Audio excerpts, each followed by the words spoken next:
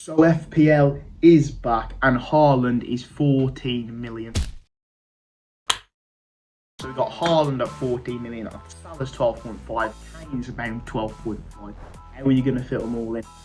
I've had two teams, my team, messing about with it. One with Haaland and Salah and Trent, one without Salah. And I think overall you get a much well-balanced team without Salah. The price for Haaland is ridiculous, 14 million, but you have to have him. But FPL is back, baby. Not much change. There have been a few position changes which have helped. Liverpool have got a lot less attackers. But my first team I'll show is with Salah. In goal, I was going to go with Sanchez because Brighton have a nice start, but I'm going with Pickford just because I feel like Brighton actually, towards the end of the season, pick Sanchez all the time. So I'm going Pickford. Brent's in the back line. He's the premium. If he plays in that midfield role, it'll be excellent. But even if they do put him back to the right back role, he's not going to be absolutely awful. Then we go with Botman, 4.5 million, a lot cheaper than FPL. Lamptey's in there now. I don't know if Lamptey's going to play all the time. If he needs to come on, he come on. He's got good fixtures, but I'll tell you, will play Estupiñán. And if Brighton play as well as they did next season, oh baby, give me the points.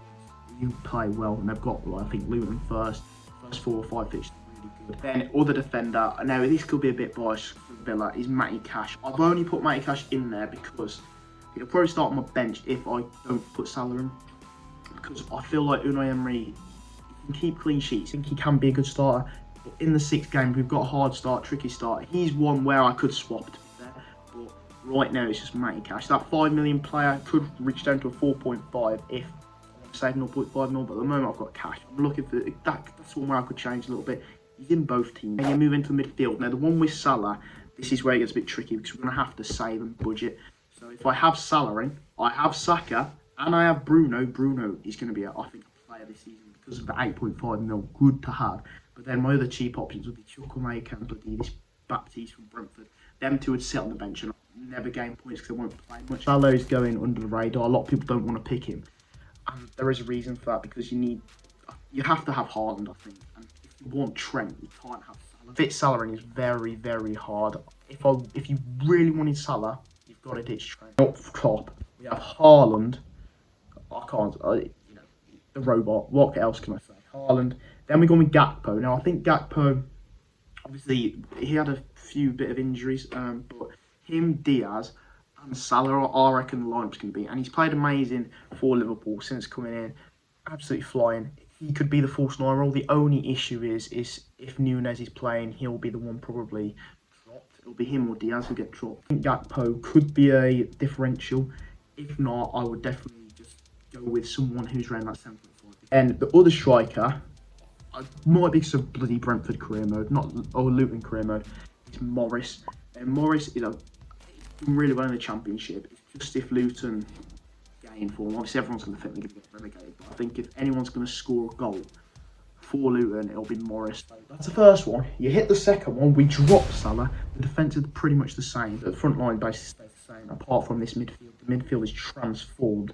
You've got Salah out, Saka in, Odegaard in, Bruno, and then Bueno, as well as Mitoma.